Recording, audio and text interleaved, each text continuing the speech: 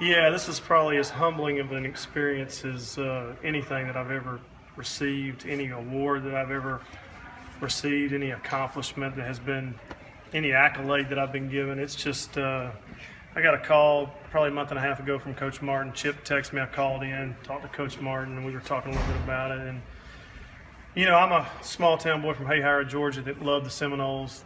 Probably around 5 years old, I loved them. I wanted to be a Seminole. I wanted to play football here, transitioned over into baseball. So to have had the opportunity to play the game and play at a high level and play successfully, to achieve that is really not expected, kind of unheard of, but man, what an honor, what an honor. So for you to kind of be back and have all this moment, I mean, Sure. Is this something that you never would have thought in your wildest dreams that, hey, there's your number out in center field, or did you think, hey, maybe one day it could happen? I got asked the other day on a radio show kind of locally at home in Valdosta. A guy said, he's read a lot of articles that said finally after 20 years they do it, kind of like it was an expectation laid out there. Look, I had no expectations. I came, I played the game, I sold out every game to do the best of my ability on this field because I truly was a Seminole. I loved them from the time I was a young kid. It wasn't like I had these fantasies of going to some other college and just happened to get picked up by the Seminoles. I came here with a specific mission in '93 to summer camp to hopefully get noticed, and it just kind of, from that point on, it just kind of a fast forward course accelerated to the point where we stand here today with number retirements. Pretty cool. Remember last year when you were inducted to the Hall of Fame, you Yeah. just said, hey, this was all starting to hit you. So to think that in the last 12, 13 months, you've gone to the College Baseball Hall of Fame, you're getting Sure. your number retired. I mean, what's it been like for you and more importantly, your family to kind of have that experience in a sense? Well, that's the other thing I left the guy with on the radio the other day. Like he thought maybe it should have been done 10 years ago. Maybe this, and like I said, there was no expectation on my part. But the cool thing for me is I'm married. I have 5 kids. They're all here to be a part of it. They're excited. They've got their jerseys, so it's a great reflection for me to go back with old teammates, to go on the field, to be a part of this, to talk to the fans, to interact, and there's no greater timing that it could possibly happen, and it's such a huge honor for sure.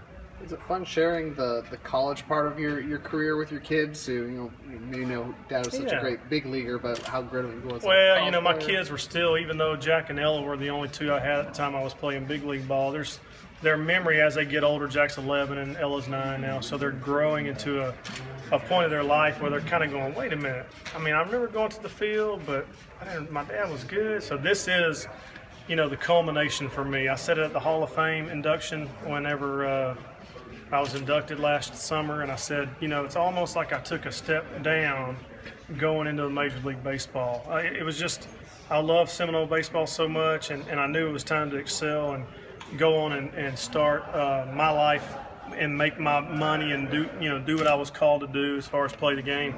But it was hard to leave here because I had dreamed about it for so long. So it's really fun to create miniature Seminoles running around in my house now for sure.